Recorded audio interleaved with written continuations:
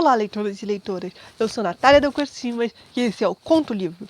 Hoje nós vamos falar de Niket, uma história de poligamia, da escritora Paulina Chiziane. Esse livro, infelizmente, não é muito conhecido aqui no Brasil. E antes de falar sobre ele, eu quero falar um pouquinho sobre a autora, porque ela é muito, muito maneira. A Paulina é moçambicana e tem 65 anos atualmente.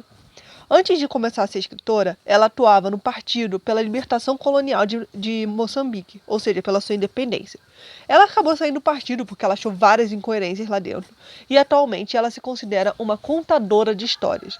E isso é muito legal, porque os livros dela são baseados em causos e coisas que ela ouve no dia a dia e por histórias orais que são passadas por gerações.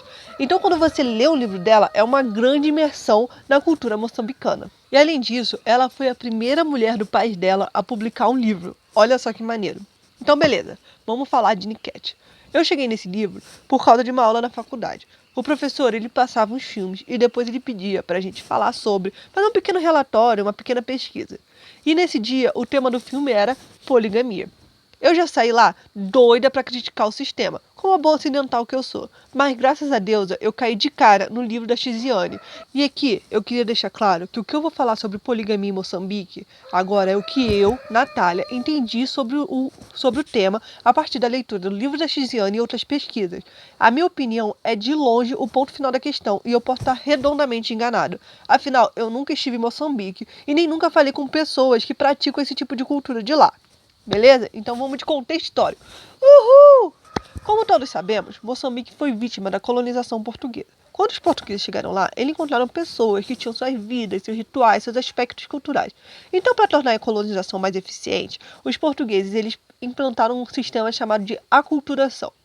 Eles pegaram essas pessoas e começaram a impor os sistemas ocidentais sobre elas. Então, por exemplo, o português virou a língua oficial em detrimento das outras línguas locais. E eles começaram a impor o cristianismo como religião oficial. Vários aspectos dessa sociedade começaram a entrar em conflito, e um deles foi a poligamia. Vocês devem lembrar que a Igreja Católica é bem monogâmica. Mas o que é poligamia exatamente?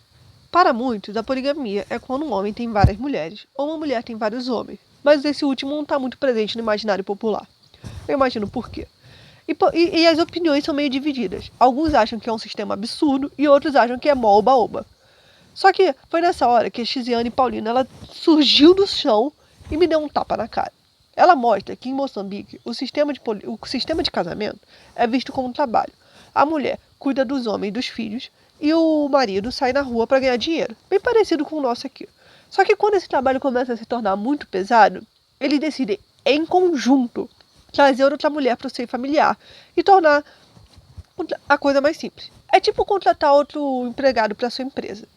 Então, nesse sistema, todo mundo recebe carinho e amor, né? Porque o homem ele tem que ficar uns dias da semana com uma mulher e outros dias da semana com outro, dar atenção para todos os filhos e dividir esse dinheiro com todas. Vejam como é um sistema muito mais complexo do que a gente imaginava.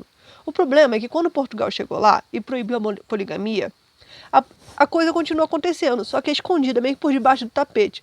Então os homens continuaram tendo outras mulheres e outros filhos, mas sem falar com a outra mulher. Ou seja, o que era um sistema de solidariedade e divisão do trabalho virou pura traição. E essa é uma história de poligamia. No livro, a Remy é a personagem principal e um dia ela precisa do marido para resolver um problema e ele novamente não está em casa.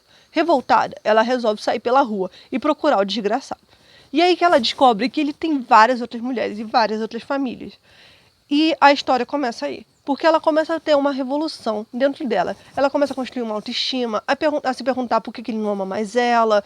Todos esses questionamentos. E enquanto ela vai aumentando a autoestima dela, ela também vai revolvendo todo o sistema social à volta dela. É bem bonito.